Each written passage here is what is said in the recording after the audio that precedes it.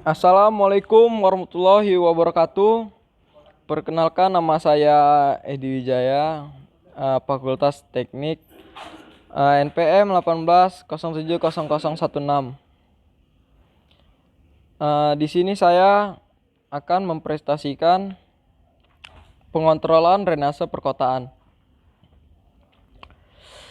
Apa itu drainase? Drainase merupakan salah satu fasilitas dasar yang dirancang sebagai sistem guna memenuhi kebutuhan masyarakat dan merupakan komponen penting dalam perencanaan kota. Drainase mempunyai arti mengalirkan, menguras, membuang, atau mengalirkan air. Secara umum, drainase didefinisikan sebagai serangkaian bangunan air yang berfungsi untuk mengurangi atau membuang kelebihan air dari suatu kawasan atau lahan sehingga lahan dapat difungsikan secara optimal. Definisi drainase perkotaan. 1.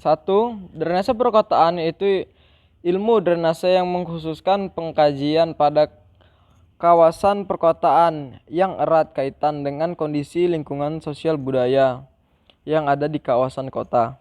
Drainase perkotaan merupakan sistem pengeringan dan pengaliran air dari wilayah. Drainase saluran tertutup.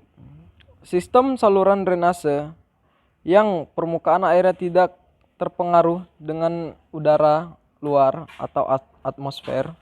Saluran ini sering digunakan untuk mengaliri air limbah atau air kotor yang mengganggu kesehatan lingkungan dan mengganggu keindahan. Drainase saluran terbuka.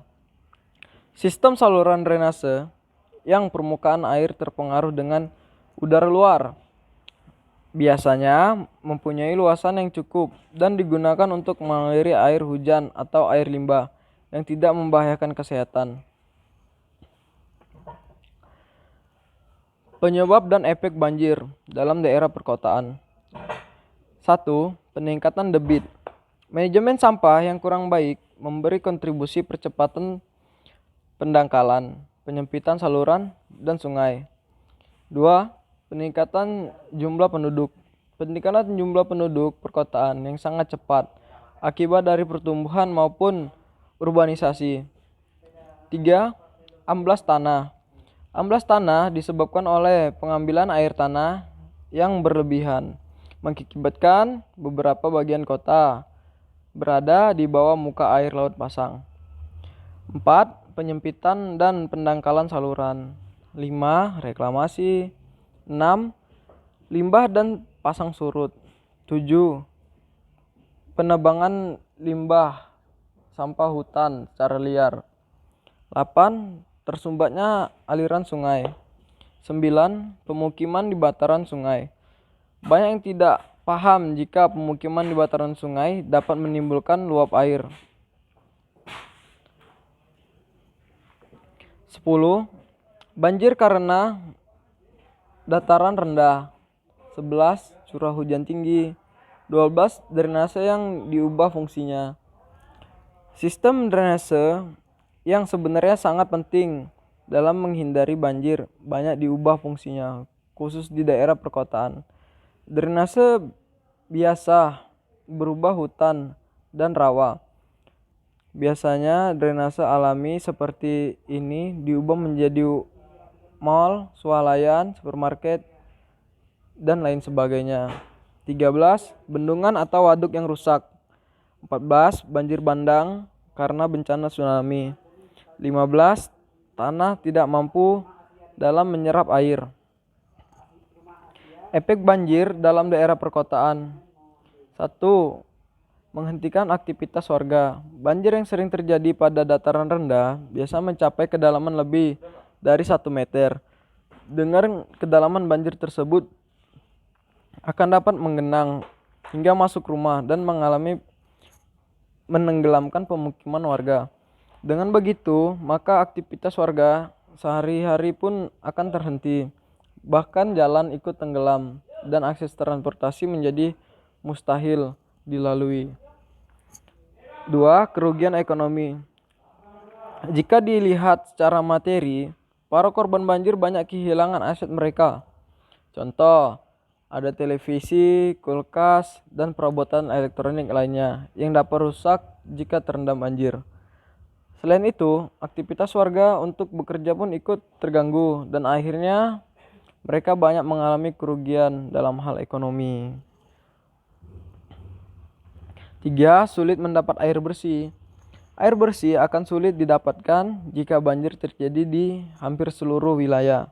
Wilayah yang tergenang air kotor akan menyebabkan warga mendapatkan air bersih untuk keperluan mandi dan cuci, untuk air minum atau untuk air konsumsi. Bisa menggunakan air galon atau isi ulang. 4. Timbulnya wabah penyakit.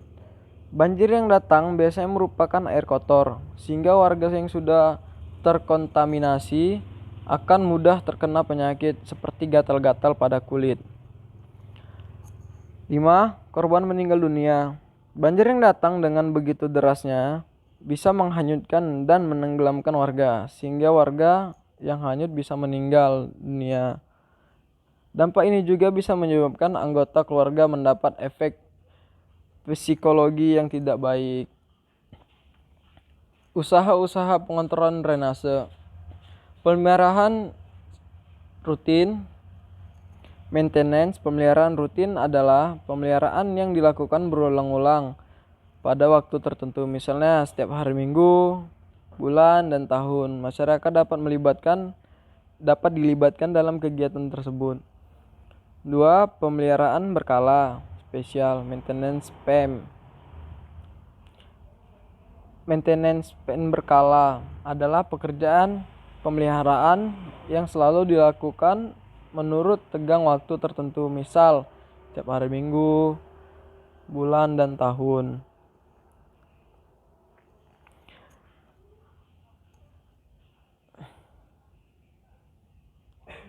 Kesimpulan, drainase merupakan salah satu fasilitas dasar yang berguna memenuhi kebutuhan masyarakat dan merupakan komponen penting dalam perencanaan kota.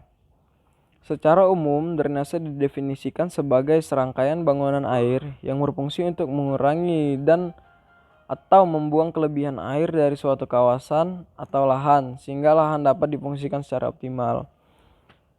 Sekian presentasi dari saya. Jika ada kesilapan, kekurangan, atau salah-salah kata, saya memohon maaf. Sekian dan terima kasih. Assalamualaikum warahmatullahi wabarakatuh.